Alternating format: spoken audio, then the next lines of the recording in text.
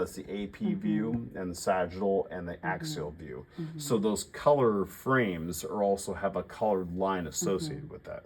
So the left will allow it to move it around. So if you left click and just pan it around this way, you can do it in any of these views. So you can move down here.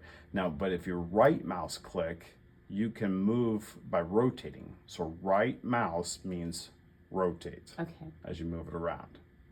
Okay, so for this same view, you also the left will move it around. I believe also the right click will also move it around like this.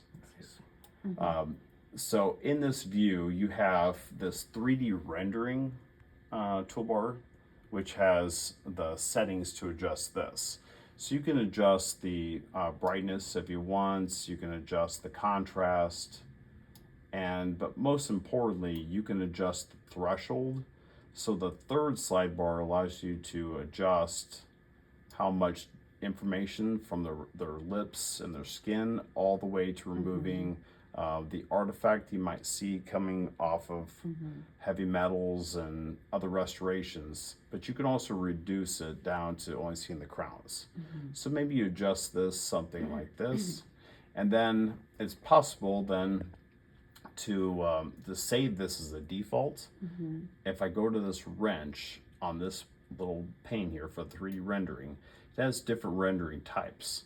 But at the bottom you have an add button. So you can make your own custom renderings, and you can type whatever name you want. But I'll just type custom, and then hit OK. And then it adds it to the list. There's your custom right here. But if I click on it with the left and then right mouse click, I can set as the default. So that those settings I applied to this image would be applied to the new images. Perfect.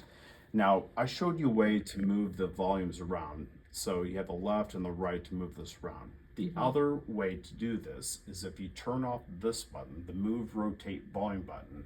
If you turn that button off, I can now left click and put the crosshairs wherever I click and drag to. So you can actually click it around, and right click still rotates the cross sections.